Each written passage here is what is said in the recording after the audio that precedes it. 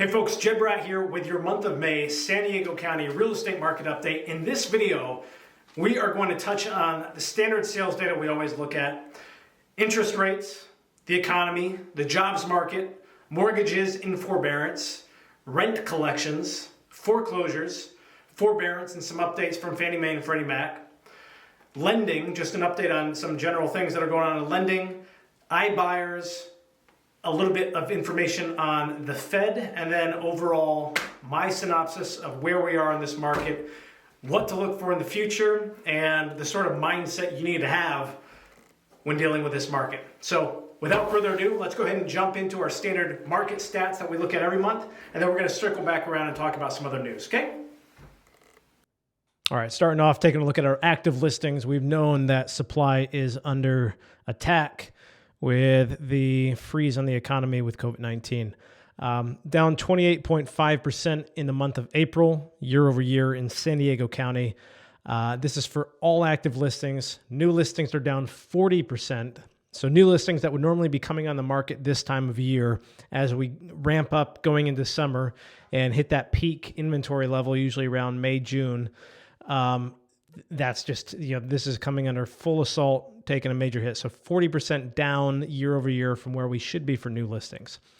Pending sales is down 44% year over year, and sold listings in turn is down 30%.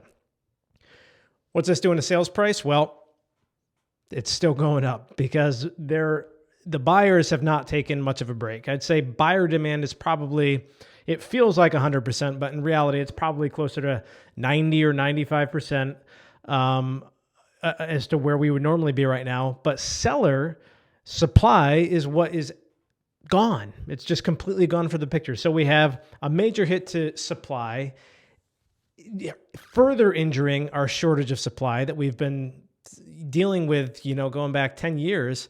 The only break we had was in 2018, 2019, when interest rates spiked for a little bit.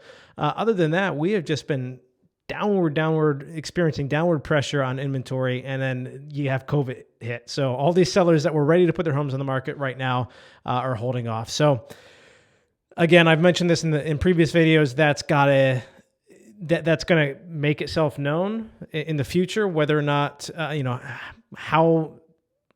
how these sellers will go about deciding when to put their homes back on the market, I don't know. I don't know if we're going to see a wave whenever they do, or if it's just going to be trickled in and kind of supplement our usual, new listings every month over the next 12, 18 months. I don't know how that's going to look, but I can tell you there would statistically be a great number of sellers that would be listing right now that are not and have not. And this, in turn, is just driving down the supply. Demand's still steady, so it's driving up prices even further. So as crazy as it seems, that's where we are with that. And hand in hand with that goes market time. So average market time, 25% decrease year over year. So properties have been spending less time than ever before, going really fast. So if you're thinking about selling and you've been holding off because of this thing, right now, I can tell you, I can't tell you about a month from now, but I can tell you right now, it is a seller's market. It is a strong seller's market. So active market time, 32% down the actual time a property is active on the MLS before it actually goes pending. All right, folks, so looking at interest rates, we're looking at the 30-year fixed rate chart across the United States, average as of May 21st, 2020, and we're settling down at 3.24%. So once again, we are back at historic low interest rates. I mean, going back to the last time we saw these sort of rates was 2012, and we're still lower than we were back then. So all-time low interest rates still.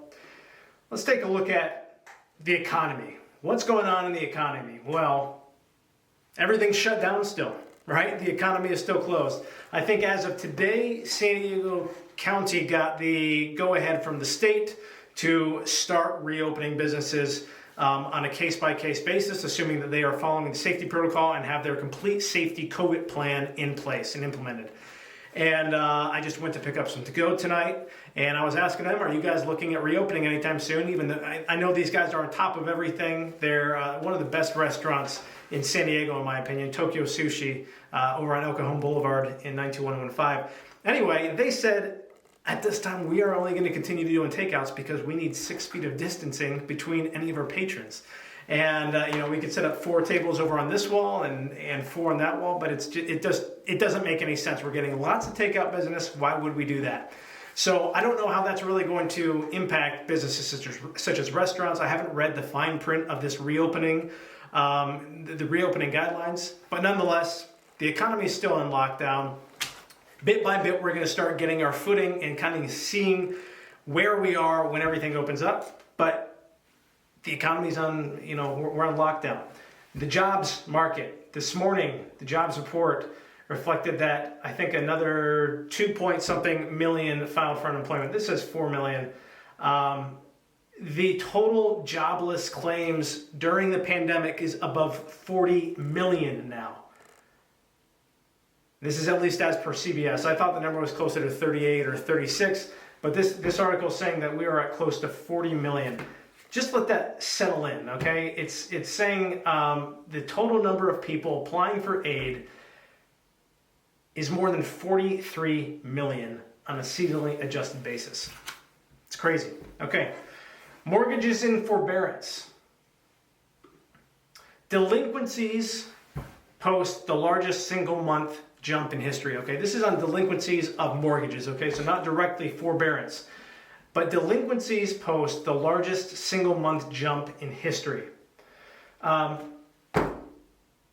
is that? Well, if we look over here, there's a lot of benefits to forbearance, some of which just got clarified by Fannie Mae and Freddie Mac, that there was a little bit of questioning, a bit of unknown as far as, okay, if I'm in forbearance, I applied for this with my lender, they agreed to it, my servicer said I can go ahead and go in forbearance. There was a little bit of uncertainty as far as when that money would be due back, in what form, if it would be accruing interest, etc. And for government-backed loans, they just clarified that Fannie Mae, Freddie Mac, if you're in forbearance for up to 12 months, you can take that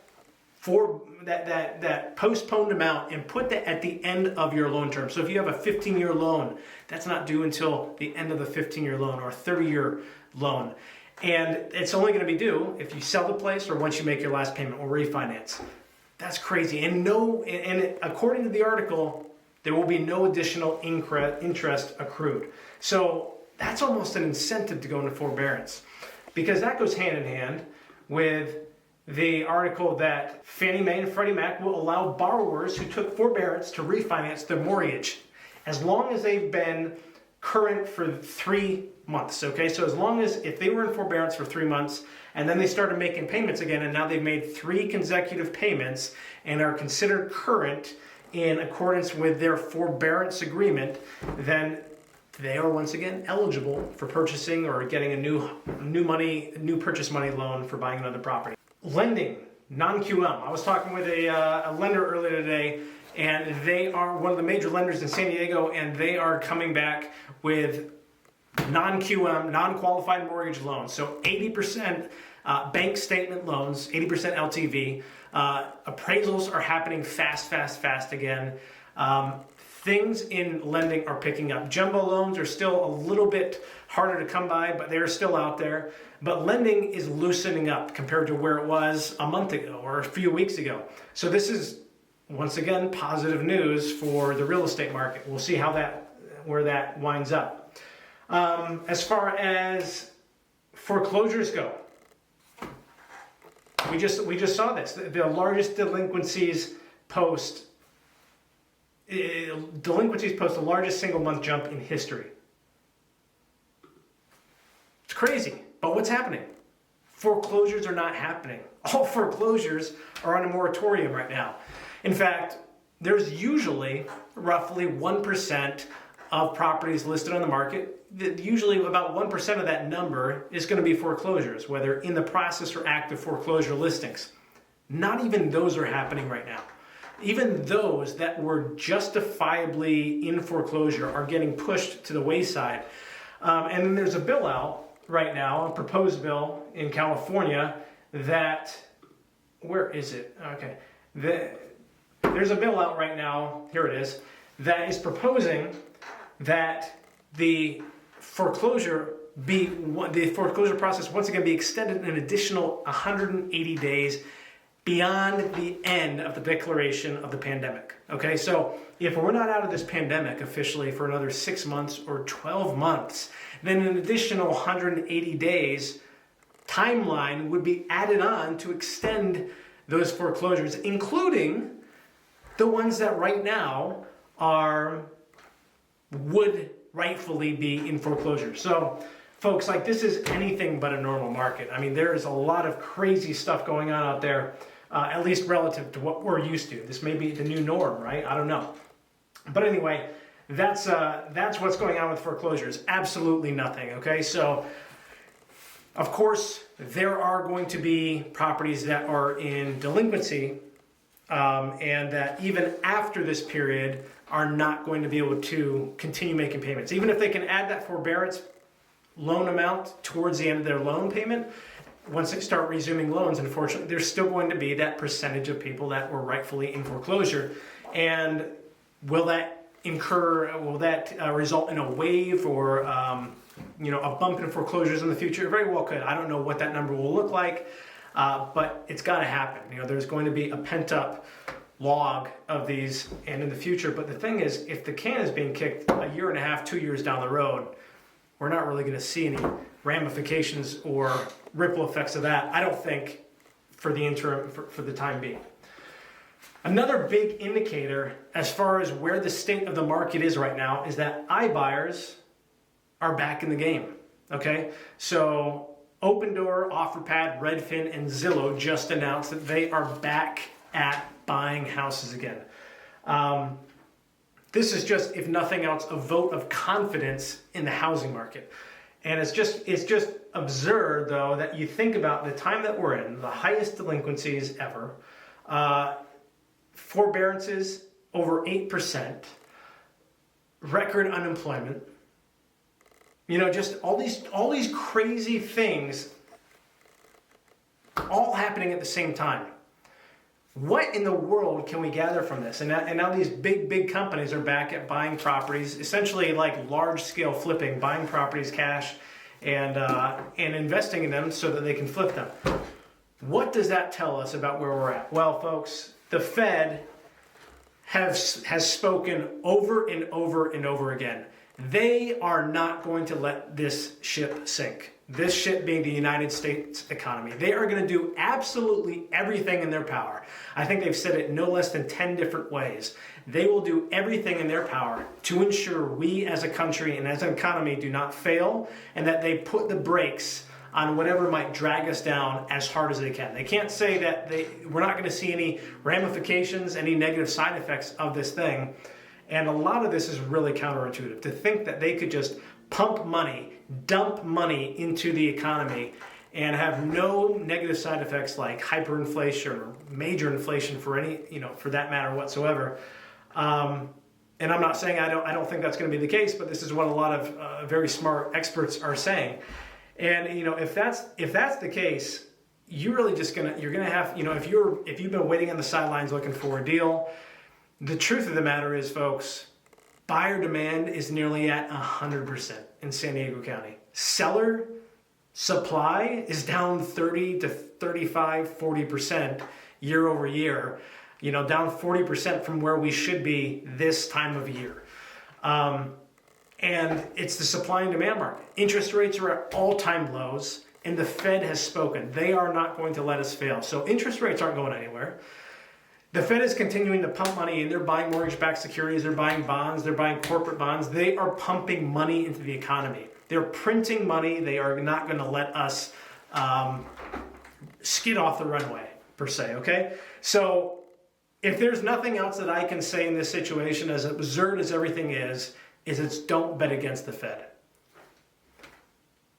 They print money. They are the bank. Not only are they the bank for the United States, the central bank, we are the world's reserve currency. And if you look at a lot of other countries right now, a lot of other countries aren't as solid as ours. If you look at the stock markets, the equities markets are not bouncing back in a lot of countries as they are in the United States. We look at our 10-year yields in our treasuries, and we think, wow, under 1%, who in the world wants that sort of return? Well, the truth of the matter is a lot of countries out there right now, if you're going to go and buy their bonds, you're getting a negative yield. So for them to come and put their money and get a above zero yield on a U.S. dollar, which is considered a very strong currency right now, is only gaining strength and is considered one of the securest fiat currencies out there. You know, it's not only us that you have to think about. You need to keep in mind the global picture. Same thing for real estate. Where is one of the safest places to park real estate? The United States. Real estate's already a good investment, but if you're another country and you're looking to park some money somewhere and you're worried about whether it's inflation, deflation, whatever, real estate is a great hedge against a lot of economic downfalls. Same thing with the equities markets. You look at the stock market; it's absolutely going nuts. But if you want to put your money in bonds, you're getting a very low yield. A lot of money can be made there, but you got to know what you're doing. So you're really playing the game of where can I park my money that's going to be safe. And the truth of the matter is the rest of the world is really struggling right now to find places to put their money because a lot of other countries are in complete chaos, and we are looked at as a safe haven. So, end rant. Don't bet against the Fed. That's where we're at right now, folks. Any ramifications of everything that I'm seeing right now, even though I think that there's going to be there's going to be more in this story and the ripple effects of COVID-19, no doubt, down the road. All I can say is right now, based on all the indications we have right in front of us, is San Diego real estate is on pretty strong footing. We have a major lack of supply, a major amount of qualified demand, and very strong lending still in place, very low interest rates, very low building activity.